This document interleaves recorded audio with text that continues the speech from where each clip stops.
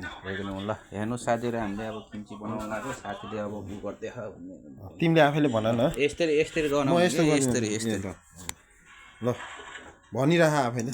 ल हामीले अब किम्ची बनाउन लाग्यो साथीहरु हैन कहिले कहिले यसो किम्ची बनाएर खाने जाडो महिना आएको छ तातो ज्यान बनाउने म चाहिँ यहाँ किम्चीको लागि मसला बनाउँछु अब अलग अलग पिन्नु पर्ने हो यो अब हामीसँग समय नभएको भएर लसुन अनि रातो खुर्सानी हामीले लगभग 500 ग्राम लसुन अनि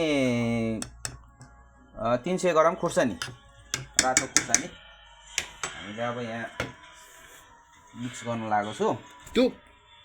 पानी हल्का यसमा अब यतिकै पिन्यो भने राम्रोसँग पिनिदैन त्यही भएर अब हामीले यो अब पानी हालेर पिन्नुपर्छ यसलाई सकेसम्म मसिनो बनाउन पायो भने धेरै राम्रो हुन्छ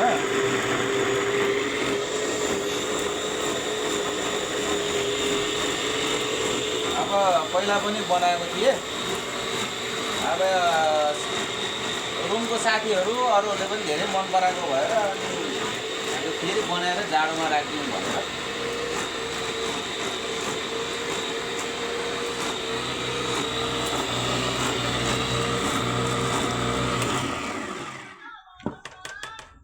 अब फेरि अब मसला यो राम्रोसँग पिन्ने कि पिन्दैन एकचोटि हेर्नुपर्छ लगभग भयो जस्तो छ अब एकदम पिरो बास्ना आउँछ यसको तपाईहरुले मास्क लगाएर बनायो भने राम्रो हुन्छ अब ढिलो हुन्छ भनेर मैले यो साग चाहिँ मैले अघि नै बनाएर राखेको यो यसमा चाहिँ अब मसिनो गरेर काट्ने अनि यसमा चाहिँ पानी हाल्ने हैन त्यो नुन जति धेरै हाल्यो नुनले एकदम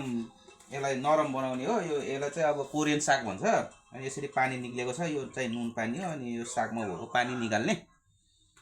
अनि यो यति निक्लेपछि अब यसलाई हामी चाहिँ धुन जाँदै छौं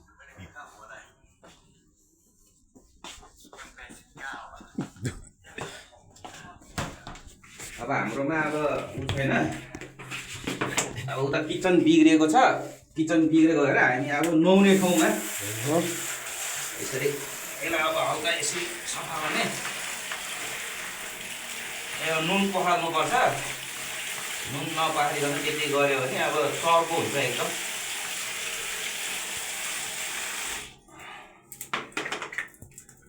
अब त्यो देखाउँदै गर्नु म चाहिँ जाति यो चाहिँ नि किम्ची हुन लागिरहेको छ अहिले हाम्रो यहाँ हाम्रो मिस्टर मोटु ब्रोले चाहिँ नि अब ऊ चाहिँ नि मास्टरै हो किम्चीको त्यस कारणले चाहिँ यसो साथीभाइ नानी सिकाउनलाई यसो यसरी निचर्ने यसलाई पहिला चाहिँ यहाँ छान्नेमा राख्ने यसको पानी तार्नुपर्छ पानी हुनु हुँदैन यसमा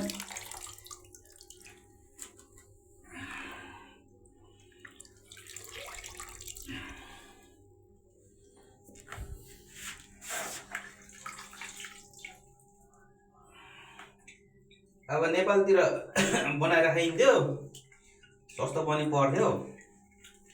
हुन त अब नेपालमा नि के सस्तो छ र अब नेपालमा पनि किलोको 350 छ अहिले पनि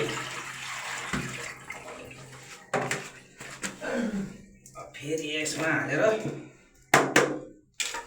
फेरि यसलाई फेरि एकचोटि यसरी पकाउनुपर्छ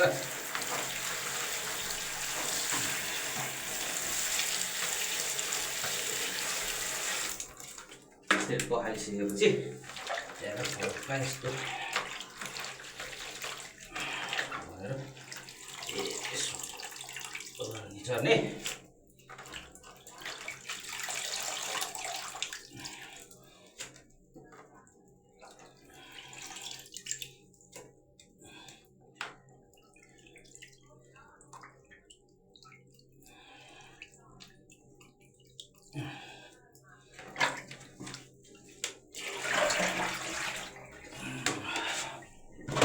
हामीले कतिचोटि पकाउनु पर्छ यसलाई अब यसरी पखालिसकेपछि त्यहाँबाट सानो टुक्रा यसरी लिएर नुन कम्ती ठिक्क छ कि छैन चाख्ने। ठिक छ। यसमा नुनको कमी भयो भने त्यसपछि तपाईँहरूले